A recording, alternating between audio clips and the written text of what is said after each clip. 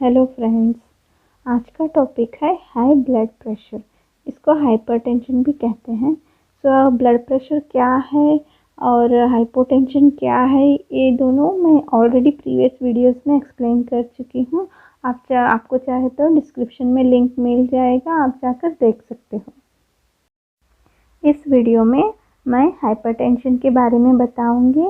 Hypertension क्या है, इसके साइंस एंड सिम्टम्स क्या रहेंगे, इसके क्या क्या कॉजेस रहेंगे और हाइपरटेंशन होने से बॉडी के अंदर क्या क्या कॉम्प्लिकेशंस होते हैं और हम लोग इस हाइपरटेंशन को प्रिवेंट करने के लिए घर पर क्या क्या कर सकते हैं।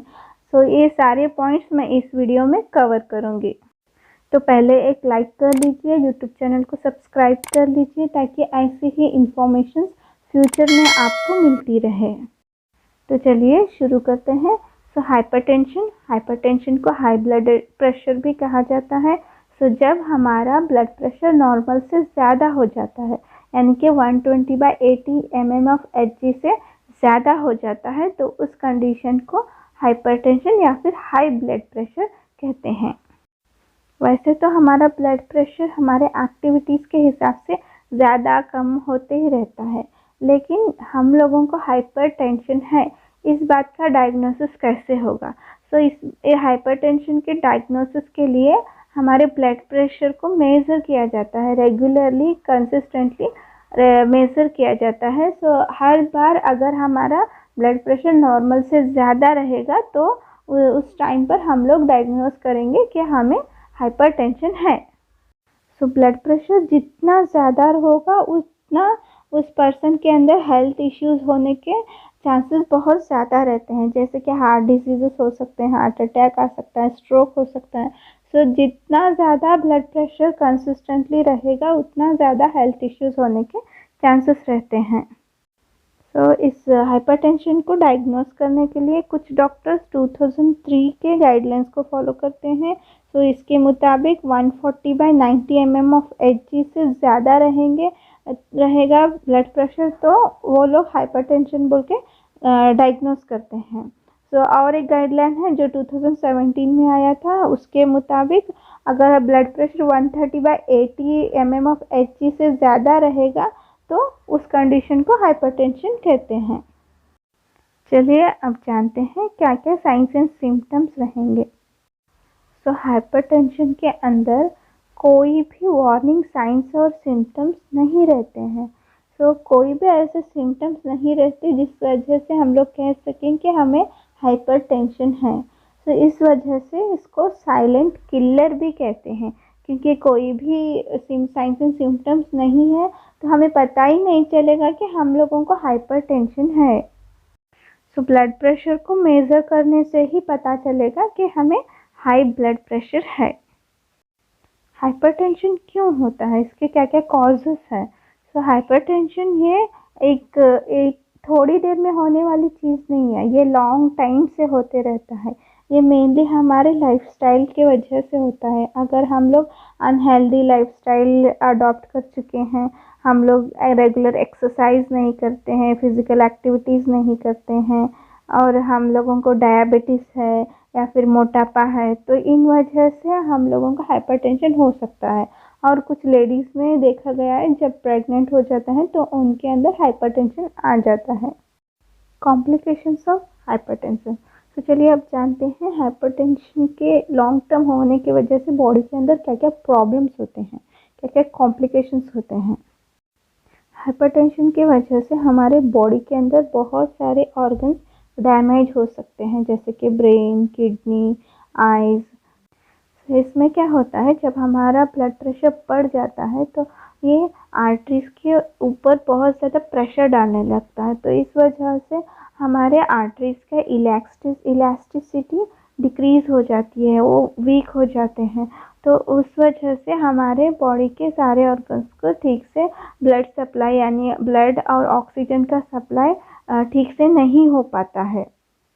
अगर हमारे हार्ट को ब्लड फ्लो या फिर ऑक्सीजन का सप्लाई डिक्रीज़ हो जाता है तो हम लोगों को चेस्ट पेन आ सकता है, जिसकी वजह से हमें एंजाइना भी हो सकता है और हार्ट अटैक भी आ जाता है, क्योंकि वहाँ पर ब्लड का सप्लाई ही कम हो जाता है, हार्ट को ब्लड का सप्लाई ही कम हो जाता है और जो आर्टरीज रहते हैं उनके अंदर बहुत सारे ब्लॉक्स आ जाते हैं, तो हमें हार्ट अटैक आ सकता है या फिर हमारा हार्ट फेल्योर हो सकता है, यानी हमारा हार्ट ठीक से ब्लड को पंप नहीं कर पाता है, तो उस समय हार्ट फेल्योर हो जाता है।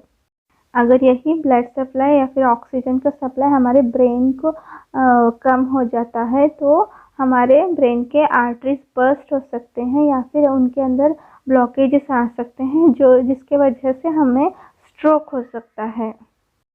और ऑक्सीजन के डिक्रीज़ होने की वजह से हमारे ब्रेन के सेल्स का डेथ भी हो सकता है और इस वजह से हमें सीरियस डिसेबिलिटीज़ आ सकते हैं, जैसे कि हम लोग ठीक से बात ना कर पाए, ठीक से मूव ना हो पाए।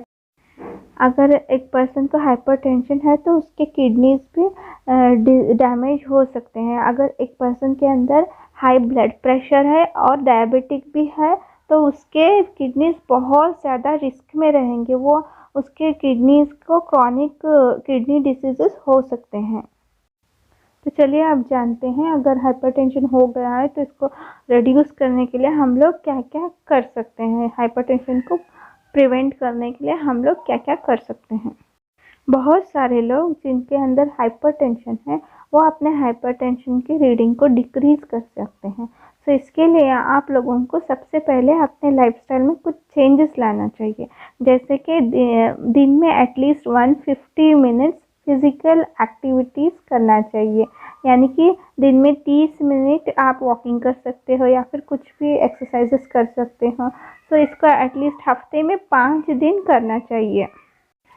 अगर आप स्मोकिंग कर रहे हो तो इसको रिड्यूस कीजिए, धीरे धीरे रिड्यूस करते करते इसको स्टॉप कर दीजिए और अपने फूड को हेल्दी रखिए। अपने खाने के अंदर आपको नमक यानी सोडियम क्लोराइड को कम करना चाहिए, आपके खाने के अंदर सोडियम को डिक्रीज़ कीजिए और अल्कोहल को भी रिड्यूस कीजिए, हो सके तो अल्कोहल को छोड़ दीजिए। अगर आप ओबीज हो, मोटापा के शिकार हो, तो अपने वेट को डिक्रीज़ करने की कोशिश कीजिए, उसको कंट्रोल में लाइए। अगर आप बहुत ज़्यादा स्ट्रेसफुल लाइफ लीड कर रहे हैं तो अपने स्ट्रेस को रिड्यूस कीजिए, थोड़ा योगा कीजिए, मेडिटेशन कीजिए या फिर कुछ ऐसा कीजिए जिससे आपका स्ट्रेस रिड्यूस हो जाए। लेकिन कुछ लोगों के अंदर ब्लड प्रेशर बहुत ज़्यादा हाई रहता है, तो उन लोगों को यही है कि डॉक्टर को कंसल्ट करें और मेडिसिन को ले लें। सो फ्रेंड्स, ये था हाइपरटेंशन या फिर हाई ब्लड प्रेशर के बारे में। सो जब भी हमारा ब्लड प्रेशर 120/80 से बढ़ जाता है और एक कंसिस्टेंटली कुछ दिनों तक कंसिस्टेंटली से ज़्यादा रहता है तो उस कंडीशन को हम लोग हाई ब्लड प्रेशर कहते हैं। सो इसके अंदर कोई भी साइंस एंड सिम्टम्स नहीं रहता है, इसीलिए इसको साइलेंट किलर भी कहते हैं। सो इसके वजह से हमारे वाइटल ऑर्गन्स जैसे कि ब्रेन, हार्ट और किडनी, इन सब का इफ़ेक्ट हो सकता है। सो जब भी आपको हाइपरटेंशन हो जाए तो अपने ब्लड प्रेशर को रिड्यूस करने की कोशिश कीजिए। इसके लिए आपको रेगुलरली डेली एक्सरसाइज या फिर वॉकिंग करना चाहिए और खाने में से नमक कम कर लीजिए, हेल्दी फूड खाइए। अगर आप अल्कोहल या फिर स्मोकिंग के आदी है तो उसको स्टॉप कीजिए, या फिर अगर आप मोटापा के शिकार है तो अपने मोटापा को कम कीजिए। अपने रेगुलर एक्सरसाइज करके और हेल्दी डाइट खाकर अपने मोटापा को कम कर लीजिए। और फिर भी ब्लड प्रेशर रिड्यूस नहीं होता, फिर भी ज़्यादा ही है, तो अपने डॉक्टर को कंसल्ट कीजिए और टैबलेट्स कंज्यूम कीजिए। अगर आपको ये वीडियो अच्छा लगा है तो प्लीज़ लाइक कर लीजिए, यूट्यूब चैनल को सब्सक्राइब कर लीजिए और शेयर कीजिए। Thank you.